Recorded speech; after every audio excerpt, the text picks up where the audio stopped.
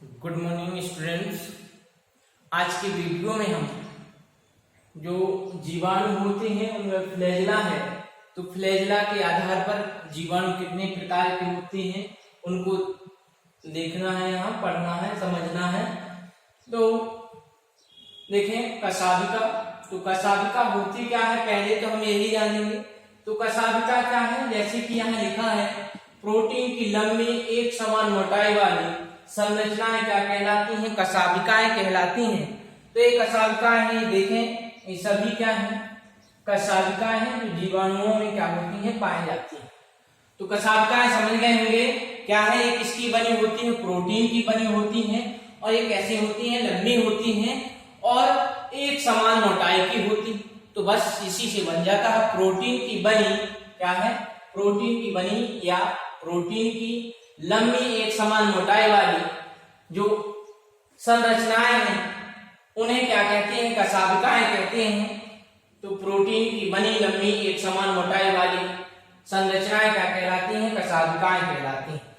अब कशाभिका के आधार पर जीवाणु दो प्रकार के होते हैं, या इसको हम ये भी कह सकते हैं गति के आधार पर। देखें यहाँ एक शब्द और हमें लेना है, अगर यहाँ पर क्या लिखा आ जाता है, अगर क्वेश्चन को चेंज करके पूछे कोई गति के आधार पर जीवाणु कितने प्रकार के होते हैं तो भी वही बात है, कशाभिका के आधार पर पूछे तो भी वही बात है। तो दोनों हमें समझ लेना है, कशाभिका के आधार पर हो या गति के आधार पर है, एक ही बात होती है।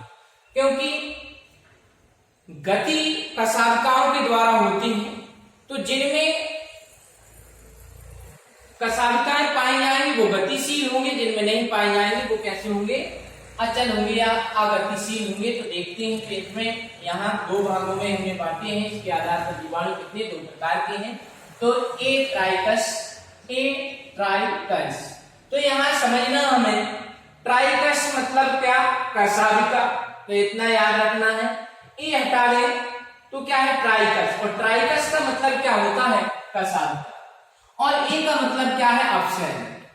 मतलब ऐसे जीवाणु जिनमें कशाभिकाएं या कशाभिकाएं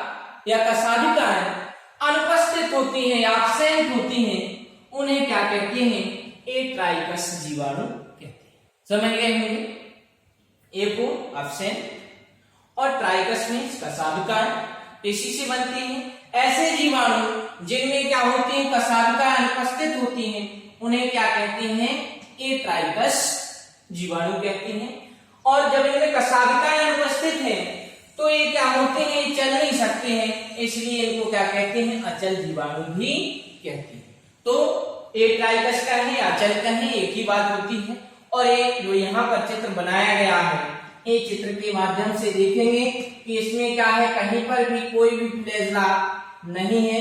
फ्लैजेला क्या है, एब्सेंट है या अनुपस्थित है, इसलिए इसे ट्राइकस कहा गया है। ये ट्राइकस मतलब ये क्या है, फ्लैजेला ना होने के कारण ये गति नहीं कर सकते, चल नहीं सकते हैं, इसलिए इन्हें अचल जीवाणु भी कहते हैं। अब आ जाते हैं, दूसरा है बी, दूसरा प्रकार है बी में क्या है, ट्राइकस, और ट्राइकस क्या है, ए लगा था इसलिए अनुपस्थित, ट्राइकस का मतलब कशाभिका है। तो ऐसे जीवाणु जिनमें क्या होते हैं, कशाभिकाएं उपस्थित होते हैं या कशाभिकाएं पाए जाते हैं, उन्हें क्या कहते हैं, ट्राइकस जीवाणु कहते हैं या चल जीवाणु कहते हैं। क्योंकि इनमें कशाभिका है तो ये क्या होते हैं, चल सकते हैं। तो समझ गए आप, ट्राइकस मतलब क्या है, ऐसे जीवाणु जिनमें कशाभिकाएं क्या होती हैं, उपस्थित होती हैं या पाई जाती हैं, उन्हें ट्राइकस जीवाणु कहते हैं और इन्हीं को चल जीवाणु भी कहते हैं। अब ट्राइकस या चल जीवाणु निम्नलिखित प्रकार के होती है। क्या है, निम्नलिखित प्रकार के होते हैं। कौन से हैं, जो यहाँ लिखे गए ये प्रकार हैं। तो देखते हैं, पहला मोनोट्राइकस। तो आप समझते हैं मोनो मतलब क्या है, एक, ये जो मोनो लगा है तो मोनो का मीन्स आप जानते हैं, मोनो मीन्स एक, और ट्राइकस का मतलब अभी बताया ही था क्या, कशाभिका। तो ऐसे जीवाणु, जब किसी जीवाणु में क्या होता है, एक कशाभिका उपस्थित हो तो उसे क्या कहेंगे, मोनोट्राइकस। समझ गए, जब किसी जीवाणु में एक कसाबिका क्या होती है, उपस्थित होती है, पाई जाती है, उसे क्या कहते हैं, मोनोट्राइकस कहते हैं। जैसे यहाँ चित्र के माध्यम से देखें तो ये क्या है, क्योंकि एक ही सिरे पर एक कसाबिका लगी है तो ये क्या है, एक सिरे पर क्या होगी, कसाबिका होगी। तो इसको हम ये भी कह सकते हैं,